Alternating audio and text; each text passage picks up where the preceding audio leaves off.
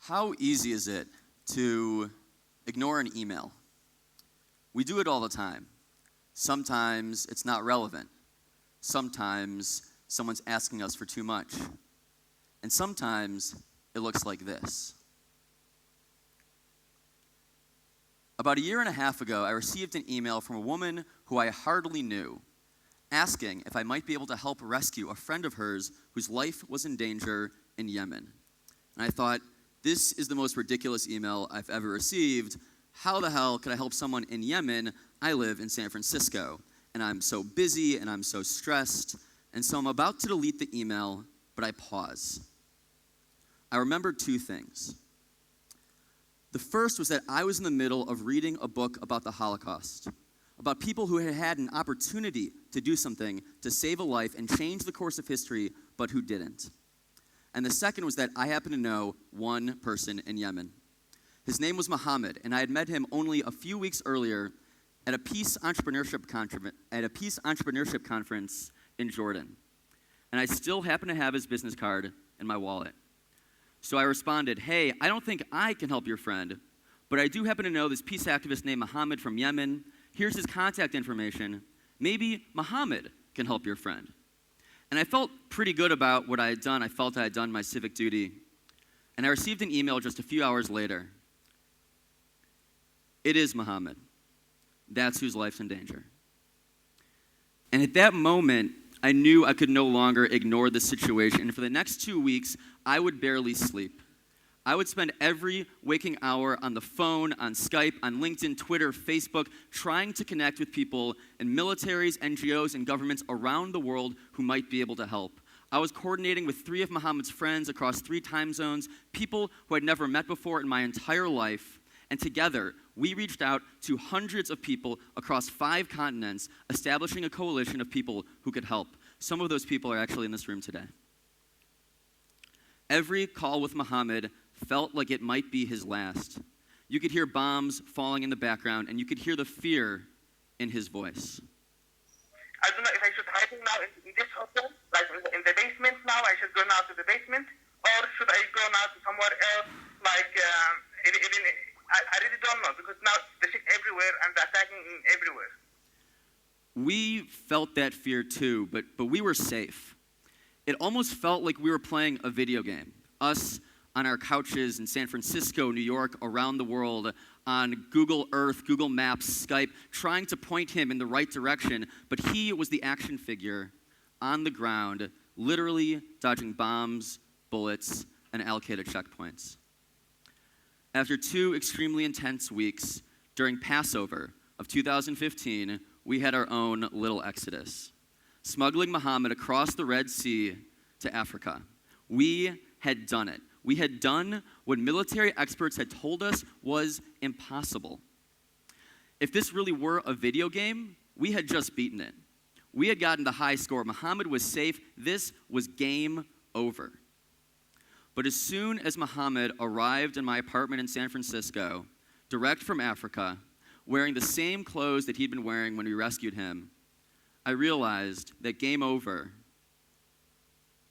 was just the beginning. If the exodus of the Jewish people from Egypt were a video game, the 10 plagues would be the 10 levels, and the Red Sea would be the final boss. And once the Jews crossed the other side to freedom, that would be game over. But as we know, the Jewish exodus from Egypt was just the beginning of the Jewish journey to Israel. And so too was Muhammad's exodus from Yemen just the beginning of what has become an incredible international movement to try to create a more peaceful world. Just a few months later, after Muhammad and I had given a talk in San Francisco, a friend of mine named Mark came up to me and he said, Justin, that was incredibly inspiring. If there's ever a similar situation, please let me know. I would love to help. And sure enough, just 2 weeks later, Mark and I found ourselves in the midst of what would become a 4-month effort to help a Muslim Sudanese peace activist named Hamu. And again, we created an international coalition using Skype, Facebook, Twitter, LinkedIn. And again, we did what experts told us was impossible. And the difference between me and Mark and those experts isn't that we're smarter than them or that we're more dedicated than them. It's simply that things are impossible only if you say no. But saying yes is like a flashlight in a dark room, and if your yes can inspire someone else's yes, now you have two flashlights, and soon enough, the room is bright and the solution is clear. While achieving the impossible might feel like game over, might feel like that epic win, it's not. Because the thing about achieving miracles is that once you've done one, now you know that miracles are possible.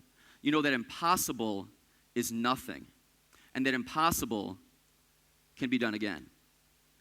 And the reason that I know that game over is just the beginning is not just because I've been there, but because I design video games for a living. My company, Bandura Games, which I founded with an Israeli partner and also a Palestinian partner, uses video game technology to connect people from across diverse cultures, backgrounds, and even conflict zones around the world. And we're using technology to try to create more people like Muhammad in this world. Because you see, Muhammad was raised to hate Jews. He grew up in Yemen, and when he would go to sleep as a child, he had dreams about killing Jews. But when he was in college, he accidentally read the Torah, thinking it was the Christian Bible. And he was blown away at the similarities between the Torah and the Quran. And he didn't stop there. He had to go on Facebook and try to befriend Jews to find out how they had become his enemy, even though their holy books are so similar. And as he became friends with Jews online, he realized they are not his enemy. They became his friends, and he became a peace activist. At Bandura Games, we're using technology to try to recreate that human understanding, to show people around the world that we all have more in common with one another than we think. And in this process of starting Bandura, I've heard very familiar words from experts, investors, and even friends. Can you guess what they might be? What you're trying to do is impossible. Finding an Israeli and Palestinian partner, impossible. You should quit now. But here's the thing about this game called life. In the game of life, you are the game designer. You get to decide when it's game over and when the game has just begun. You can see achieving your dreams as this game-ending accomplishment, or you can wake up the next morning and recognize your incredible power to achieve, and that if you keep going, you can achieve again. So too can you see your failures and recognize that they don't have to be the end of the game. If you want, you can design another level.